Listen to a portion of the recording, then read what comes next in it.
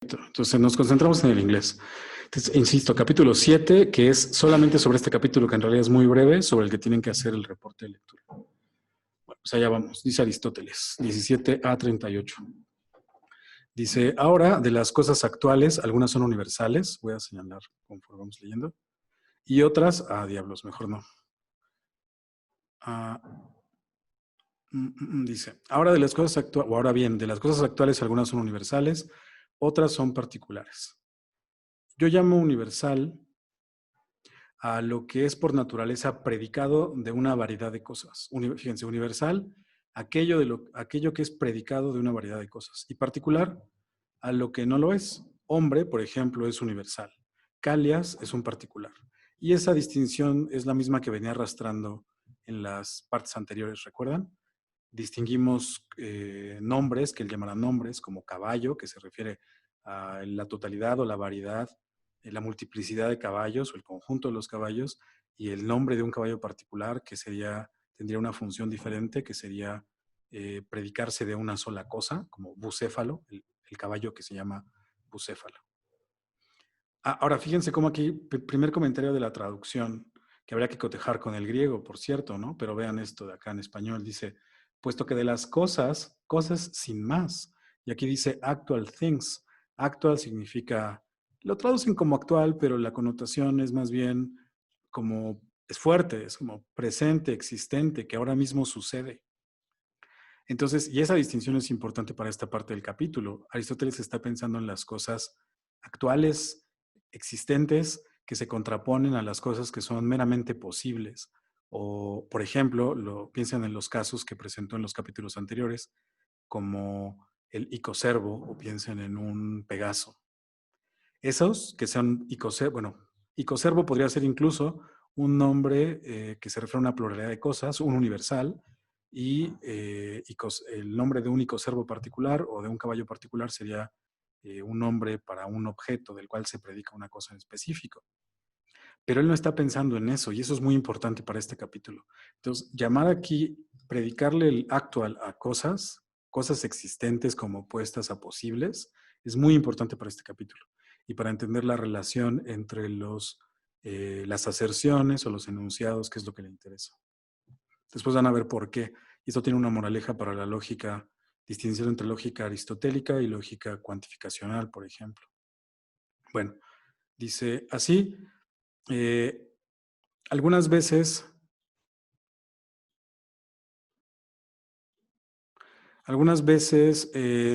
debe ser establecido de un universal que alguna cosa se da o que no se da, y algunas veces de un particular. Ahora bien, si uno establece universalmente de un universal que algo se da o que no se da, habría enunciados o aserciones, mejor, contradictorias. Ejemplos de lo que yo quiero decir por se establece universalmente de universal son todo hombre es blanco y ningún hombre es blanco.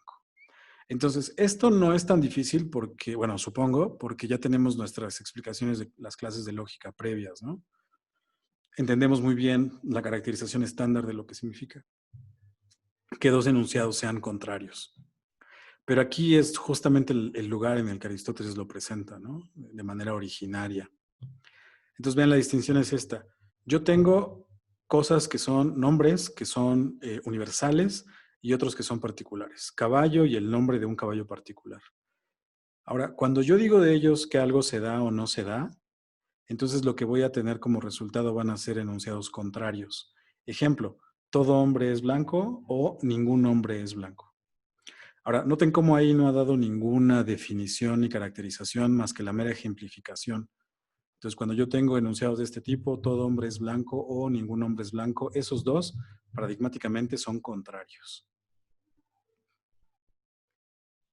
Dice, pero cuando uno establece algo de un universal, pero no universalmente, la aserción o el enunciado, los enunciados no son contrarios, aunque lo que se revele podría ser contrario. Ejemplos de esto son, ¿sí voy bien?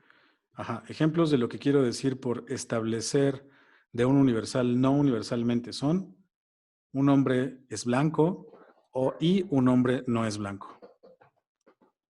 Entonces vean la diferencia aquí. Que algo sea establecido universalmente de un universal quiere decir que estoy pensando en términos de lo que nosotros llamamos ahora cuantificadores universales en particular, ¿no? Agregamos el cuantificador todo a el nombre que es universal, todo caballo, todo hombre. Si además de eso le predicamos algo como todo hombre es blanco, todo hombre es mortal, ya tendríamos un enunciado que, según las características que dijo en los capítulos previos, es el tipo de cosas que nos interesa porque son verdaderas o falsas. Y esas en las que nos vamos a concentrar. Aserciones, y cuando decimos aserciones decimos oraciones que son o bien afirmaciones o bien negaciones, que tienen valor de verdad. No son huecas o vacías o carentes de valor de verdad, como si dijéramos el último número natural es par, ¿no? No es claro que haya un último número natural, no es claro que eso sea verdadero o falso, porque no sabemos a qué se refiere exactamente el nombrecito, el último número natural. Esos son casos problemáticos que Aristóteles no está considerando, pero parece que sí los excluye, porque lo que quiere son aserciones que tengan valores de verdad. Entonces, cuando dice que de un universal yo no hago una aserción universalmente o no lo establezco universalmente, lo que está diciendo es que, fíjense, hombre puede ser tomado como un particular o como para referirme a un universal. Entonces, cuando no lo tomo como un universal, es cuando lo tomo como alguno, ¿no? Algún hombre no es blanco o algún hombre es blanco. Fíjense esta nota que a mí me parece súper interesante, la que está en el paréntesis, dice, puesto que todo no significa el universal, sino que es tomado universalmente.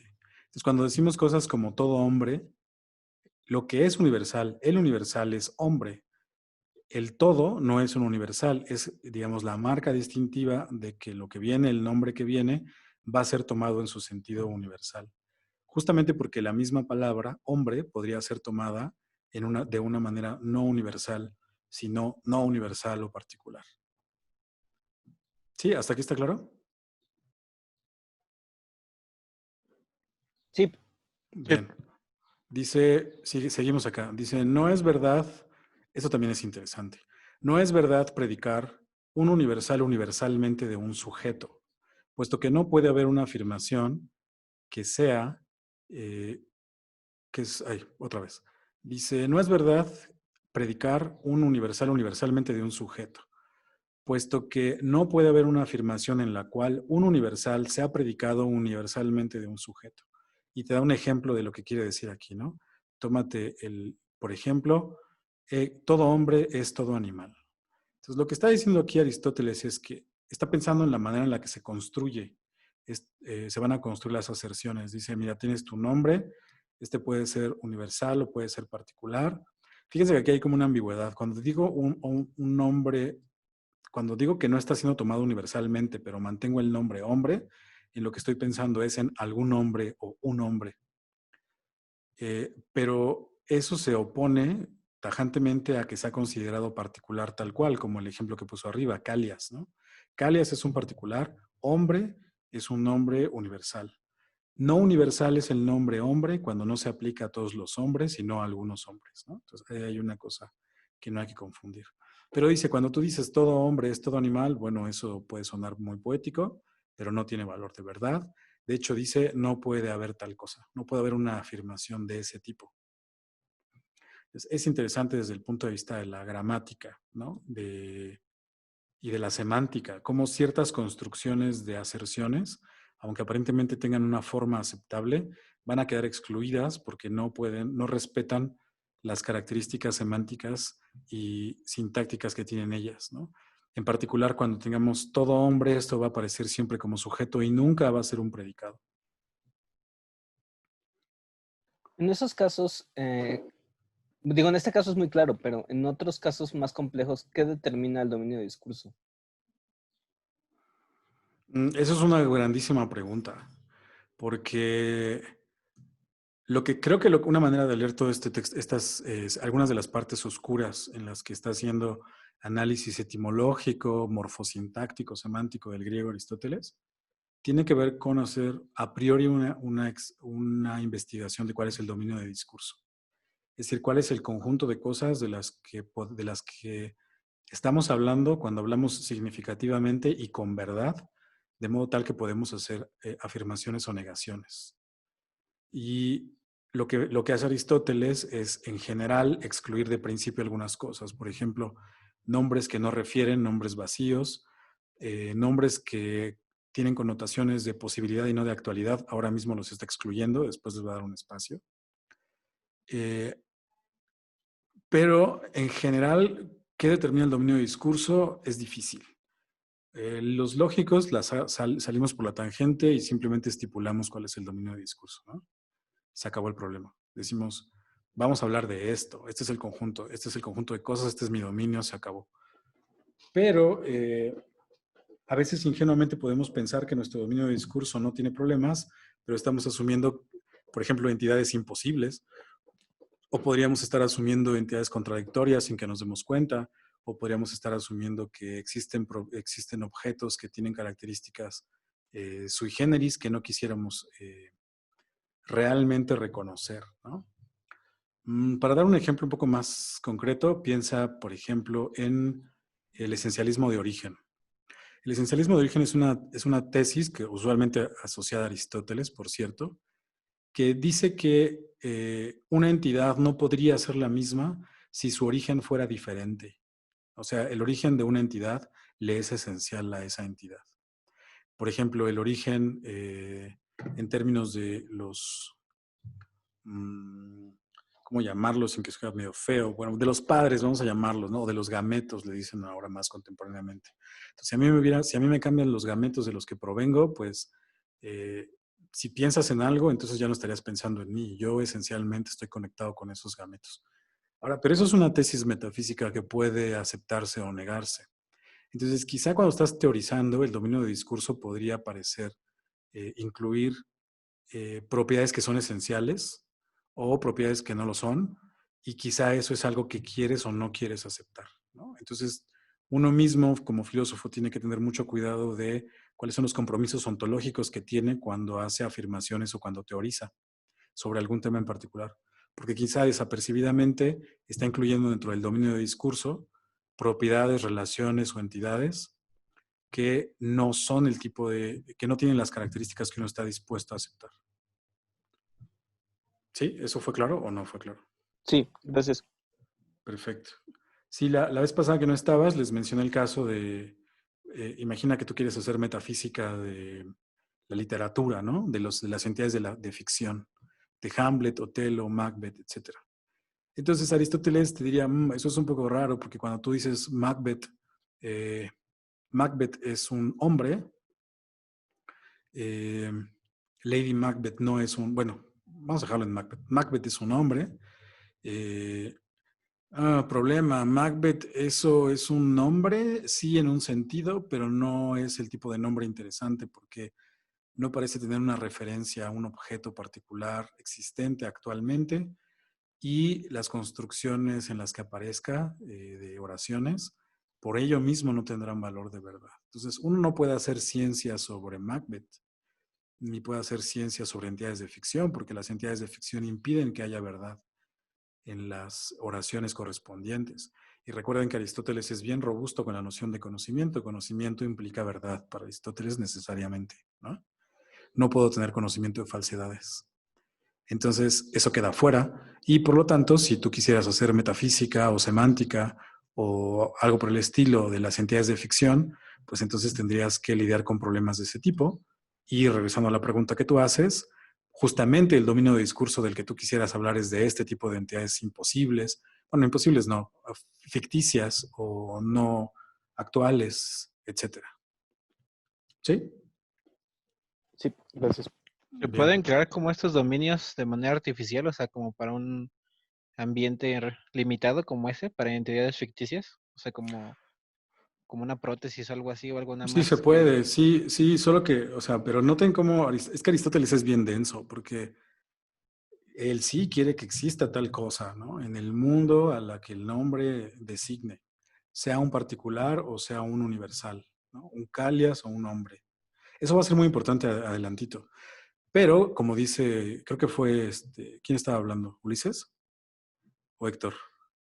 Ulises. Sí, yo fui Ulises. Ulises, ajá, lo que decía Ulises, sí es verdad, de hecho eso es una salida que se toma frecuentemente. Se estipula que haya algo a lo que denota.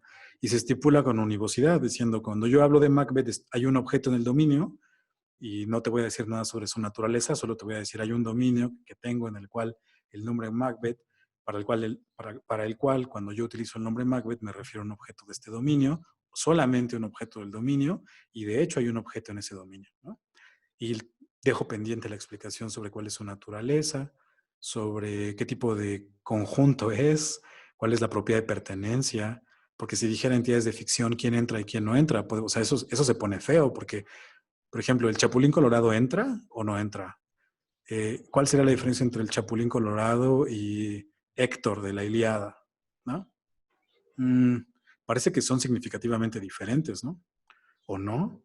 Entonces, todas esas explicaciones se dejan a un lado y simplemente se estipula que sí, que tienes, como dices, una prótesis ahí o un chipote y dices, hay algo a lo que se va a referir y yo, esto es una asunción teórica que necesito para poder hacer razonamiento formal. Eso es algo que va a ser Frege, ¿no? Paradigmáticamente. Sí. Bueno. Entonces, resumen de lo de ahí arriba, contradictorio hasta ahora solo lo ha dado por vía de un ejemplo.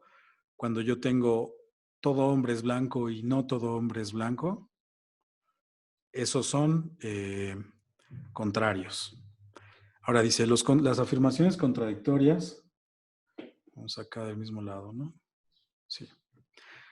De las afirmaciones contradictorias acerca de universales tomados universalmente, es necesario que para una o la otra de ellas que sea verdadera o falsa, ¿no? De manera similar, si son acerca de particulares. Entonces, vean, esto es importante. Los abogados se confunden muchísimo aquí, no lo hagan ustedes. Incluso en la corte, ¿no? Luego les voy a pasar unos ejemplos de jurisprudencias en las cuales este hecho los hace confundirse horriblemente, pero no hay ninguna confusión. Todo lo que hay que entender es que contradictoriedad tiene dos tipos de manera de ejemplificarse. Cuando tengo de universales tomados universalmente y cuando tengo también de particulares. Entonces, de particulares, ¿cómo sería si yo digo Sócrates es blanco, Sócrates no es blanco? Ulises está en la clase, Ulises no está en la clase. Y cuando tomo los universales, también puedo tener ahí la relación de contradictoriedad, pero es también cuando hay universales y cuando hay particulares, puede darse en los dos casos. En ambos de los casos, fíjense, aquí sí nos da una caracterización semántica. Para que sean contradictorios, lo que debe pasar es que uno tiene que ser verdadero y el otro tiene que ser falso, ¿no? Ahora, de fondo está, por supuesto, el principio de no contradicción, porque aquí lo dice de una manera un poco oscura, ¿no? De los enunciados contradictorios acerca de un universal tomados universalmente, o sea, todo hombre es mortal, por ejemplo, y no todo hombre es mortal, es necesario que uno sea verdadero o falso. Eso es extraño. Lo que sabemos, porque de fondo están estos principios lógicos básicos, clásicos, muy aristotélicos, es que no pueden ser ambos verdaderos o falsos. Lo que está diciendo es que esa disyunción es excluyente. Uno tiene que ser verdadero y no falso, y si el otro fuera falso, entonces no podría ser verdadero, ¿no? Uno de los dos valores de verdad, al menos uno, pero no los dos, jamás los dos. Dice, pero si fueran, o sea, ¿de qué estamos hablando? De los enunciados contradictorios, ¿no? Pero si fueran acerca de universales no tomados universalmente, esto es muy importante, esto no es siempre el caso que uno sea verdadero y el otro sea falso. Y aquí es donde ya viene lo que nos arreglaron en las clases de lógica, pero aquí no está tan claro.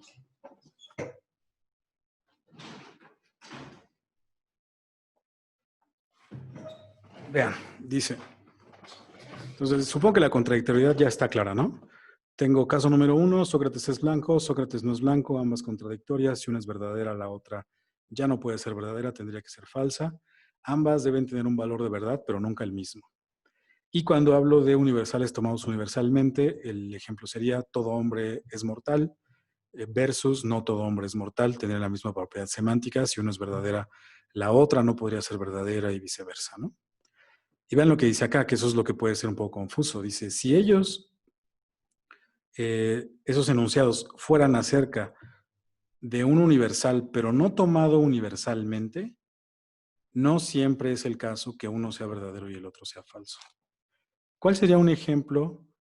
Creo que lo viene, voy a seguir leyendo porque creo que el ejemplo está aquí abajo.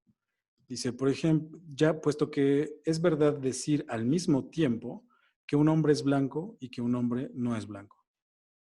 ¿No? Eso es verdad cuando dices al mismo tiempo que un hombre es blanco y que un hombre no es blanco. O que un hombre es noble y que un hombre no es noble. O sea, cuando tú dices esas dos cosas, sí son verdaderas ambas, o pueden ser verdaderas ambas. Un hombre es blanco, un hombre no es blanco. Ahí no hay contradictoriedad. ¿Por qué no hay contradictoriedad? Porque si fueran contradictorios, cuando uno sea verdadero, el otro ya no podría ser verdadero. Entonces, en estos casos, no son contradictorios, es otra relación la que se está dando ahí. Dice, esto podría parecer absurdo a primera instancia, porque un hombre no es blanco, parece que significa también al mismo tiempo que ningún hombre es blanco. Esto, sin embargo, no significa lo mismo, ni lo hacen, ni necesariamente se da al mismo tiempo. ¿Qué es lo que está diciendo? Pues que cuando tenemos enunciados como, fíjense, los universales tomados universalmente, el afirmativo sería todo hombre es mortal, el negativo sería no todo hombre es mortal, ¿no? Esos serían los universales tomados universalmente. Ahora, por las contradictorias, ¿cuáles sería? Todo hombre es mortal versus no todo hombre es mortal, ¿no? Esos serían los contradictorios. Pero está pensando ahora en un caso particular, que es el caso en el cual yo voy a decir algo sobre estos universales como hombre, pero no tomado universalmente. Es decir, no voy a decir todo hombre, sino algún hombre. Entonces mis ejemplos son, algún hombre es blanco, algún hombre no es blanco. Entonces esos son los que estoy comparando. Aristóteles dice, esos dos pueden ser verdaderos al mismo tiempo, sin problema. Puede haber un hombre blanco y un hombre no blanco, sí, en la misma protesta, por ejemplo, ¿no? Y por lo tanto no son contradictorios. Ahora, fíjense, aquí esto no lo dice, pero esto es la parte importante que tiene que ver con toda la parte anterior. Entonces dice, esta relación que se da entre enunciados como algún hombre es blanco y algún hombre no es blanco, no es contradictoriedad porque sí pueden tener el mismo valor de verdad. En el caso de la verdad, puede ser ambos verdaderos. ¿Podrían ser ambos falsos? ¿Cuál sería el razonamiento ahí, dado todo lo que hemos visto? ¿A alguien se le ocurre algo? ¿Podrían ser ambos falsos? ¿Podría ser falso al mismo tiempo que el enunciado que dice hay un hombre blanco y otro que dice hay un hombre no blanco? O sea, yo respecto a eso, o sea, lo que apunta, bueno, lo que yo quiero pensar es que lo que todo este capítulo apunta es como ya o sea, la concepción del cuadro de verdad, ¿no? De oposición. Ah, exacto. Entonces, o sea, recuerdo de las clases de lógica que me habían dicho es que cuando se introduce un tipo de argumento, o sea, por ejemplo, un universal afirmativo con valor verdad o falso, o sea, de ahí se deriva, o sea, se da un valor particular, afirmativo, particular negativo y universal negativo. Entonces a todos esos se les asignan valores de verdad o falsedad, pero o sea, donde son los contradictorios, son los que no pueden ser el mismo valor de verdad. Y, o sea, de los universales a los particulares sí puede haber verdad, y en los contradictorios no, y en los negativos me parece que tampoco. Entonces, o sea, sí hay como condiciones, ¿no? Como muy puntuales que no se pueden haber con falsedad en ambos o verdad en ambos. Sí, Sí, ahora sí me el expliqué. punto. Sí, bastante bien. Ahora, nota que justo eso es lo que me parece a mí interesante de haberle echado un ojo a Aristóteles aquí. Porque cuando nos cuentan la historia o contamos la historia, desde como profes o como filósofos, del cuadro de oposición aristotélico, todo está muy ordenadito, ¿no? Entonces, ¿cuál es la historia del cuadro de oposición? Súper fácil, que es exactamente lo que estamos viendo. Dices, mira, vamos a distinguir enunciados, o algunos les llaman juicios, algunos les llaman aserciones, universales y particulares. Entonces, tenemos dos categorías, las universales, las particulares. Y tenemos, por otra parte, las afirmativas y las negativas, ¿no? Entonces, tenemos estas dos posibilidades que se pueden mezclar entre ellas. Entonces, tengo las universales, que son las universales afirmativas, a las que les voy a llamar A. Las universales, les llaman particulares, por cierto. Las particulares afirmativas, a las que les voy a llamar I. Luego tengo las universales negativas, a las que les voy a llamar E, y luego tengo las universales negativas a las que les voy a llamar O. Eso es la clase lógica, ¿no? Ahorita regresamos al texto de Aristóteles. La explicación aquí es súper fácil. Te dicen, mira, esto es pan comido. Lo que estoy diciendo aquí es, todo A es B. ¿No?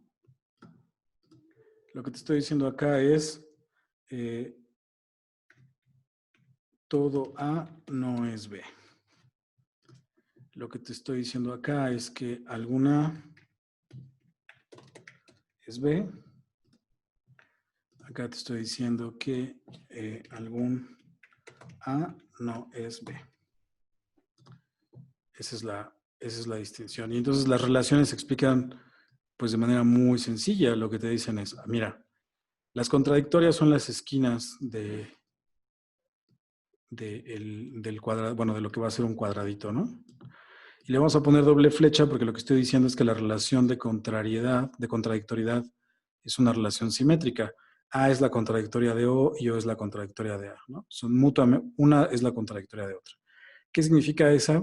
Por definición, no pueden ser ambas verdaderas, no pueden ser ambas falsas. Si esta es verdadera, la otra, por lo tanto, es falsa, viceversa, y esto pasa en las dos direcciones, ¿no? Es la definición de contradictoriedad que hasta ahora se ajusta con lo que dice Aristóteles. Ahora, ¿qué pasa con las contrarias, que son estas de acá?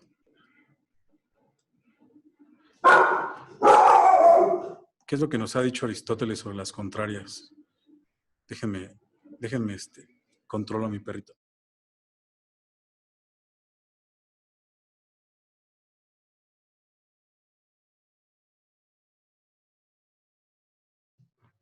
Bueno, ¿qué nos dijo sobre las contrarias? Creo que igual no pueden ser ambas falsas o ambas verdaderas, ¿no? No pueden ser ambas falsas, pero si es que si fueran no pueden ser ni ambas verdaderas, ni las dos verdaderas ni las dos falsas serían contradictorias y la relación sería la misma que contradictoriedad.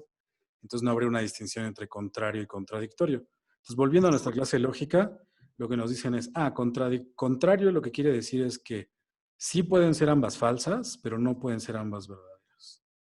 Ambas falsas no, ambas verdaderas, perdón, ambas falsas sí pueden ser, pero ambas verdaderas no pueden ser. Entonces, esto no puede pasar. No puede ser que las dos sean verdaderas.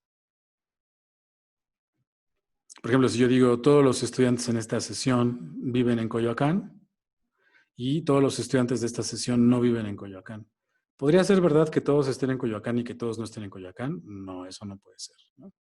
Tendría que meterlos en Coyoacán y luego sacarlos. Pero sí podría ser que ambos sean falsos. Por ejemplo, si algunos viven en el centro de la ciudad, otros viven en la Gustavo Amadero y otros viven en Iztapalapa, o en donde sea, entonces sería falso que todos viven en Coyoacán, y también sería falso que todos no viven en Coyoacán. Podrían ser ambas falsas. Eso es la contradictoriedad. La relación acepta que las dos sean falsas, pero no acepta que las dos sean verdaderas. Ahora, lo que nos dicen acá estas son contrarias, lo que nos dicen con las subcontrarias es como un espejito. Lo que pasa es ahora que estas dos de acá sí pueden ser ambas verdaderas, pero no pueden ser ambas falsas. Eso es justo donde nos quedamos. Y eso es algo muy extraño. No sé si lo pueden ver, no sé si pueden ver que esto es extraño. Entonces yo tengo algo aquí que diría, por ejemplo, algún estudiante de filosofía es soltero. Algún estudiante de filosofía no es soltero. Aristóteles dice, sí, pueden ser ambas verdaderas. De hecho, fíjense como lo dice acá en el texto, ahorita lo pongo, dice que ambas de hecho son verdaderas, pero no aceptaría que fueran falsas las dos. ¿Qué les parece eso? Pues está medio raro, ¿no? Está muy raro. Ahora sería ¿No como hasta tendría que cierto ver con la punto. contrariedad? ¿Con la qué? ¿No tendría que ver con la contrariedad misma? Porque al negar el particular estaríamos invocando al universal y Ven, afirmar ahí va. Ajá, cero. sí, sigue. Entonces, Sigue. por ejemplo, si yo digo algún estudiante vive en Coyoacán y lo niego, estaría diciendo que todo estudiante no está viviendo en Coyoacán. y lo estaría afirmando como verdadero. Entonces, necesariamente, del otro lado, implicaría que si ese es verdadero, su universal contradictorio tendría que ser falso, porque si no se rompería la contrariedad de arriba. Perfecto, lo dijiste perfectamente.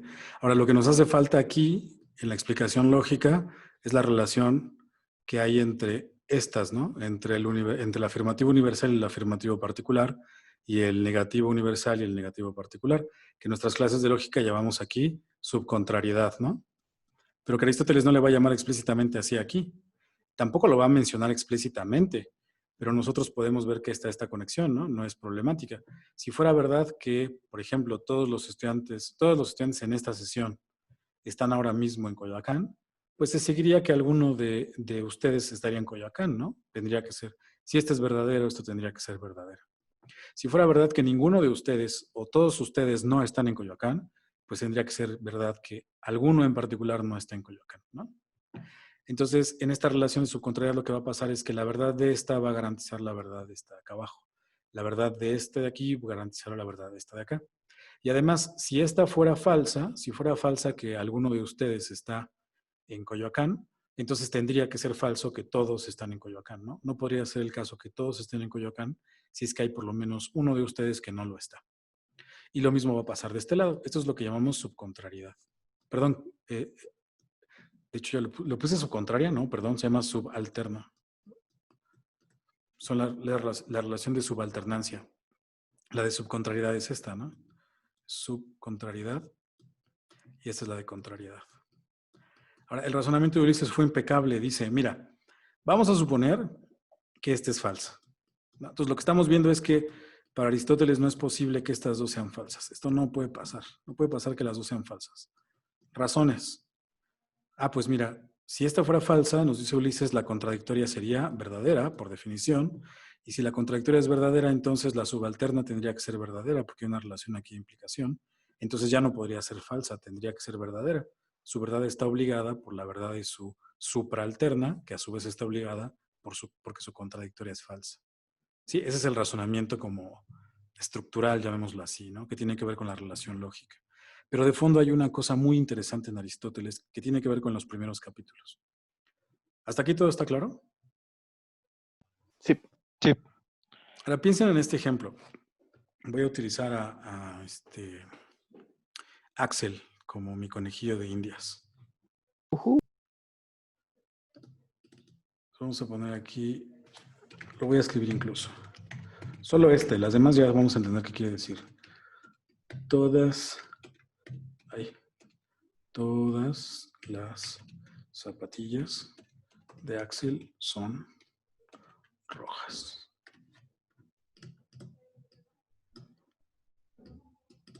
Entonces piensen en este ejemplito. Ahí, no puedo arreglarlo. Bueno, se ve. Entonces piensen en este. Todas las zapatillas de Axel son rojas, ¿sí? ¿Cuál sería su contradictoria? Alguna zapatilla de Axel no es roja, ¿no? Entonces yo supongo que de todas las zapatillas que hay en el closet de Axel, todas son rojas. Entonces no puede ser que haya alguna no roja, por ejemplo, una azul o una verde, pero en general una no roja. Tendría que ser falso. Y si fuera verdadero que hay una zapatilla no roja, por ejemplo, una café, pues entonces tendría que ser falso que todas las zapatillas de Axel son rojas, ¿no? Todo bien ahí. Y las relaciones aquí se mantendrían sin ningún problema. Por ejemplo, si yo tengo todas las zapatillas de Axel no son rojas, si eso fuera verdadero, entonces tendría que ser falso que haya al menos una que es roja, ¿no? Y a su vez, si fuera verdadero que hay por lo menos una roja, pues no podría ser el caso que ninguna es roja o que todas son no rojas. ¿Sí está claro? Sí. Ahora, según esto que acabamos de ver, según esto sí podría ser el caso que estas dos fueran verdaderas. O sea, no habría ningún problema en que hubiera al menos una zapatilla roja en el closet de Axel y una zapatilla no roja, por ejemplo, una azul, eso podría pasar. Pero no podría pasar que fuera falso que hay alguna zapatilla que es roja en el closet de Axel y que también fuera falso que hay una zapatilla no roja en el closet de Axel. Eso suena bien en general, Pero ¿qué pasa si le preguntamos a Axel cuántas zapatillas tiene en su closet? ¿Cuántas tienes, Axel? 2 pares. ¿En serio? Sí. Bueno, miénteme y dime que no tienes ninguna. Necesito que tengas cero. Cero Ok, zapatillas. tengo 0 zapatillas. Bien, gracias. ¿Qué pasa si Axel tiene 0 zapatillas? ¿Cómo es el enunciado? Alguna zapatilla de Axel es roja. Pues falsa, porque no existe una sola que tenga ningún color, ¿no? Ujú. ¿Y cómo es el enunciado que dice alguna zapatilla de Axel no es roja? Pues falsa, ¿no? Porque no hay zapatillas de ningún color. Entonces no es verdad que haya zapatillas, ni rojas, ni verdes, ni lo que sea, porque no hay zapatillas. Entonces, ¿qué es lo que está pasando? Que cuando tenemos un dominio de discurso vacío, si suponemos que Axel no tiene zapatillas en lo absoluto, entonces eso acarrearía como consecuencia que este enunciado es falso y este también, lo cual para Aristóteles no puede pasar. ¿Sí lo ven? Sí. Sí, hay una ¿Cuál, contingencia, ¿no? cuál es el diagnóstico de esto con respecto de lo que nos ha estado diciendo Aristóteles? Pues justamente una manera de excluir esto es simplemente por las consideraciones sobre los nombres que utilizó desde el principio sobre la interpretación, diciéndonos, si yo tengo un nombre aquí, este nombre, el que me interesa, es un nombre que va a tener, y ahí las palabras se ponen difíciles, significar algo, denotar algo, indicar algo, referirse a algo. Tiene que haber aquí un algo.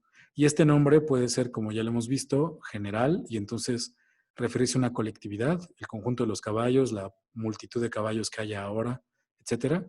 O puede ser particular, como Calias o Sócrates o Joaquín, en cuyo caso se referirán a una colectividad, sino a un individuo particular.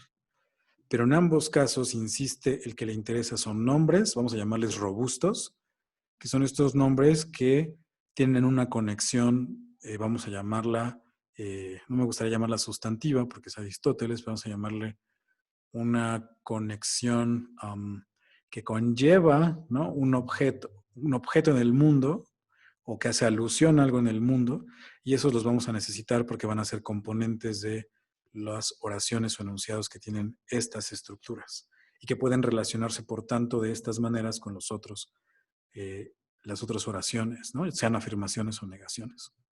Entonces creo que eso es una gran enseñanza de esto, porque además se conecta con, déjenme acabar aquí ya mi digresión sobre todo este pasaje, que creo que es muy importante. Acá se conecta con otras consideraciones epistemológicas de Aristóteles.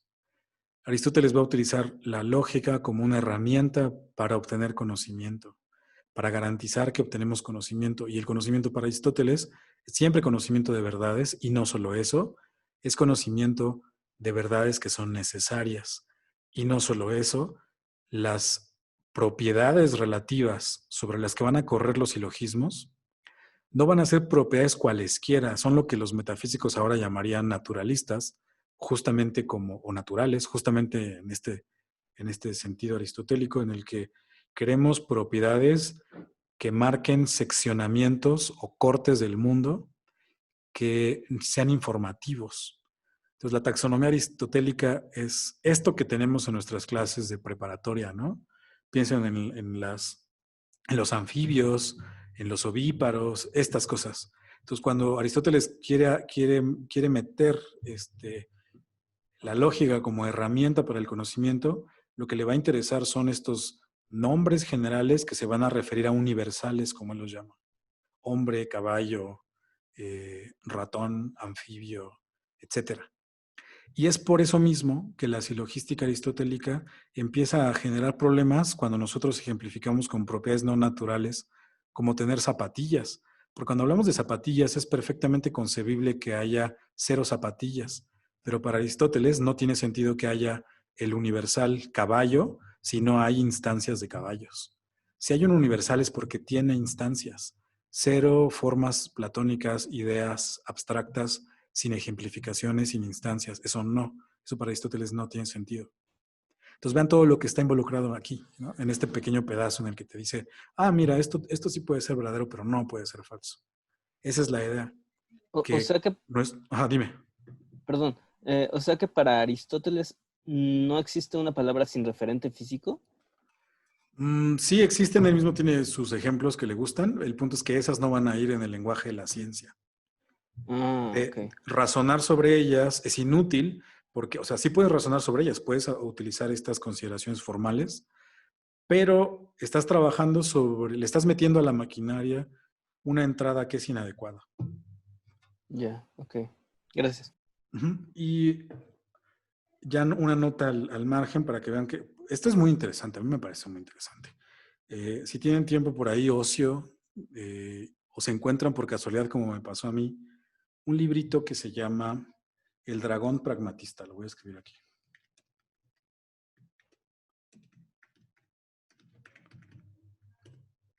Este lo escribió este señor que se llama Castro Leal. Es un cuento maravilloso, es un, no, ¿cómo llamarlo? Un cuento, un relato corto, muy bueno, que retrata la vida de los estudiantes de la Escuela Nacional Preparatoria cuando los grandes profesores de la preparatoria estaban ahí, ¿no?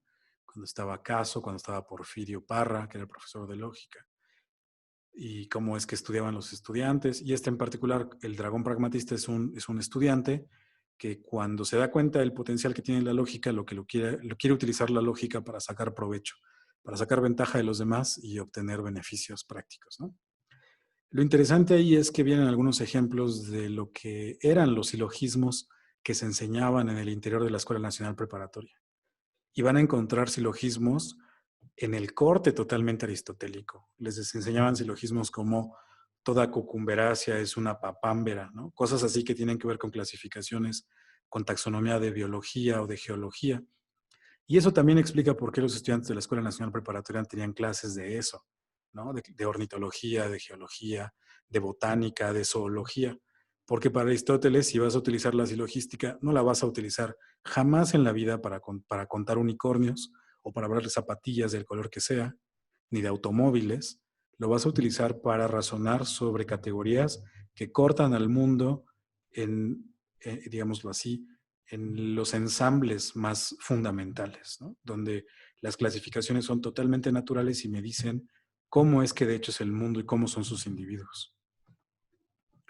Y no con ejemplos como los que ponemos nosotros los profes de lógica en la facultad, ¿no? Así todos fake, sin hablar de piedras ni nada por el estilo. Bueno, ¿hasta aquí todo bien? Sí. Bueno, creo que ya se me va a pasar el tiempo. Hablo un buen, perdón. Bueno, Sócrates sí puede ser al mismo tiempo. Ajá, ya se va a acabar. Vean, es chiquitito. Dice, es evidente que una afirmación simple tiene una negación simple, puesto que la negación debe negar la misma cosa que en la medida que la afirmación la ha afirmado, ¿no? Y la misma cosa, ya sea un particular o un universal, tomado ya sea bien universalmente o bien no universalmente. Y vienen los ejemplos, ¿no? Quiero decir, por ejemplo, Sócrates es blanco y Sócrates no es blanco. Entonces, en este caso, vean, Sócrates es un particular, ¿no? Del que negamos algo, la blancura, acá la afirmamos blancura, acá se la quitamos. Dice, pero, y también podría ser, si lo hubiéramos tomado universalmente, en este caso, todo Sócrates nos diera una construcción adecuada, pero si todo hombre es blanco y su negación sería no todo hombre es blanco, ¿no? Pero si algo más es negado o la misma cosa es negada de algo más, eso no sería apropiadamente el opuesto, sino otra cosa diferente. El opuesto de todo hombre es blanco es no todo hombre es blanco. De algún hombre es blanco, ningún hombre es blanco. De un hombre es blanco, un hombre es no blanco, ¿no? Ahora, lo que está en el fondo, o sea, nosotros supongo que nos parece no muy informativo, porque entendemos cómo funciona la negación y nos parecería transparente que una tendría que ser la negación de la otra, sintácticamente como lo está haciendo él, dependiendo de dónde pones la negación, dónde la escribes y qué es lo que estás negando. Pero de fondo hay una recomendación importante para hacer filosofía, ¿no? Que es, no pienses que dos aserciones son contradictorias sino es que te has asegurado de que están negando lo mismo de lo mismo. Y eso parece trivial, pero no lo es, ¿no? Sobre todo para la gente que hace filosofía. La recomendación, puesta en términos llanos, sería: no pienses que hay una tesis que es contradictoria a la tesis que defiendes, o que hay dos tesis contradictorias, si no te has asegurado antes de que se está negando lo mismo de lo mismo, ¿no? Tiene que ser eso, lo mismo de lo mismo. Mismo predicado, mismo objeto al que se le predica, la diferencia tiene que ser solamente la negación. Dice, hemos explicado entonces que una afirmación simple tiene una negación simple y como su opuesta contradictoria, y cuáles son estas. Las aserciones o afirmaciones, o oraciones, statements, bueno, contrarios son diferentes de lo que son estos, y que no todos los pares contradictorios son verdaderos o falsos, porque esto es, ¿qué diablos? Dice, y que no todos los pares contradictorios son verdaderos o falsos, porque esto es, ¿qué diablos? ¿Cómo traducir eso? ¿Cómo traducen esto acá?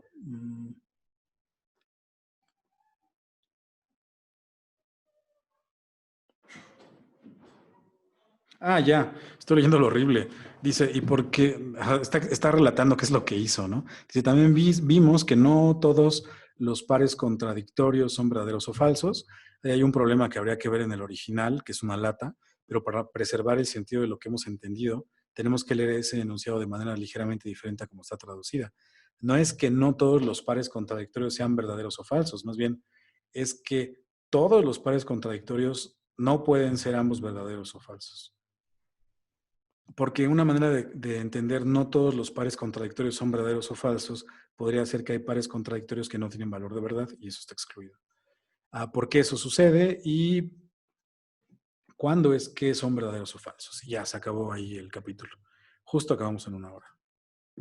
Entonces, lo que quería que viéramos como en conjunto era este comentario que está en el fondo y que es muy importante para entender por ejemplo, la diferencia entre la lógica aristotélica, cómo tiene este compromiso ontológico robusto, y algunas lógicas no clásicas, como las lógicas libres, que son lógicas que no se comprometen con el hecho de que los nombres lógicos refieran a un objeto del dominio, podrían no referir a nada o referir a objetos inexistentes, e incluso con una noción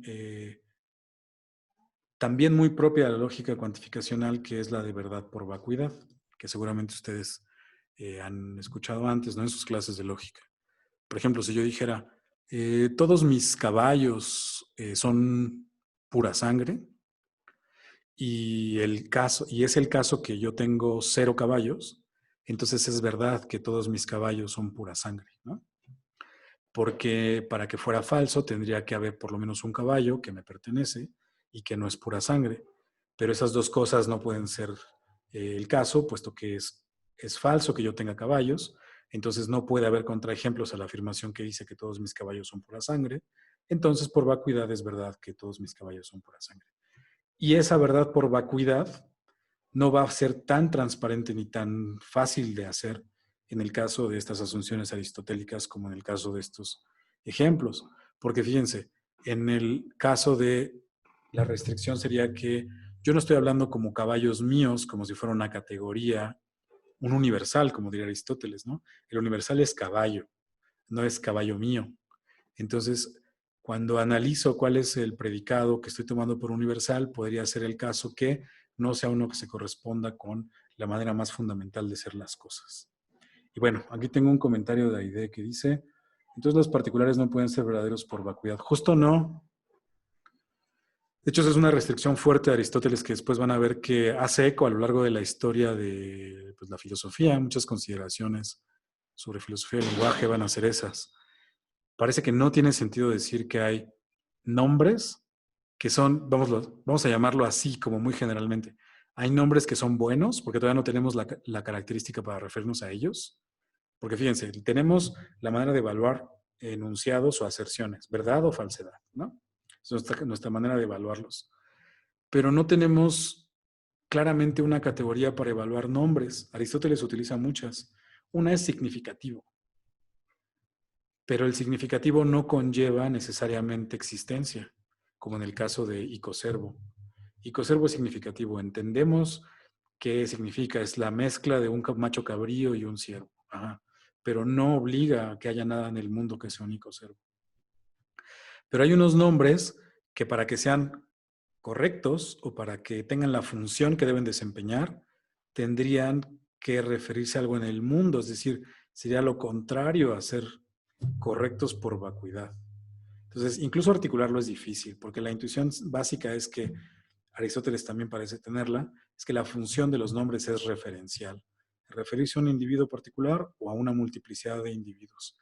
Y cuando yo tengo un nombre que es universal, como caballo, perro, humano, planta de cierto tipo, esa la puedo pensar universalmente, como toda planta, todo caballo, no universalmente, como alguna planta, algún caballo, o como un particular, plantita, que es el nombre de la planta que tengo enfrente de mí, ¿no? En todos esos casos, su función parece estar conectada con un dispositivo referencial que señala algo en el mundo.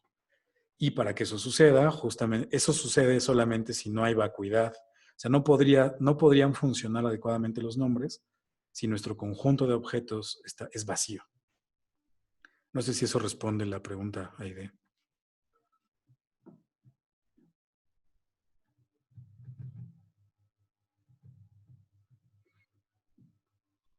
Perfecto.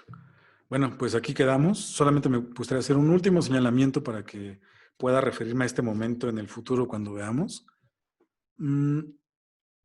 Fíjense, si alguien les preguntara, bueno, si yo les preguntara algo rimbombante como lo siguiente, podríamos responder algo utilizando Aristóteles. Por ejemplo, podríamos decir que si ciertas consideraciones sobre el lenguaje acarrean o tienen importancia ontológica o metafísica. Pues como que sí, ¿no? Es decir, justamente el tipo de consideraciones que hace Aristóteles sobre los nombres tienen la intención de hacer restricciones sobre los objetos de los que hablamos, los objetos del mundo. Recuerden que el dominio de discurso para Aristóteles es objetos en el mundo como externos o pensamientos o afecciones del alma, ¿no? Ese es el dominio de cosas. Me puedo referir a un dolor que es interno, a un pesar, o puedo referirme a una bicicleta que está frente a mí, ¿no? Cualquiera de esas dos cosas. Pero sí, las consideraciones lingüísticas parecen tener consecuencias que conllevan o presuponen información no trivial sobre cómo es el mundo. Y eso es importante para lo que vamos a ver después, ¿no? La conexión entre lenguaje y mundo como siendo muy estrecha. Incluso la intención es sacar de la teoría todos aquellos usos del lenguaje que no pueden con certeza ajustarse a esta restricción, vamos a llamarla ontológica, ¿no? Entonces, discursos sobre icoservos, sobre mitología, sobre objetos imposibles como los cuadrados redondos o las cúpulas cuadradas, o si ustedes se ponen más robustos, Ulises siendo quien es, pero siendo hijo de padres diferentes. Todas estas cosas. En fin, pues aquí lo dejamos. Justo nos hicimos una hora. Perfecto.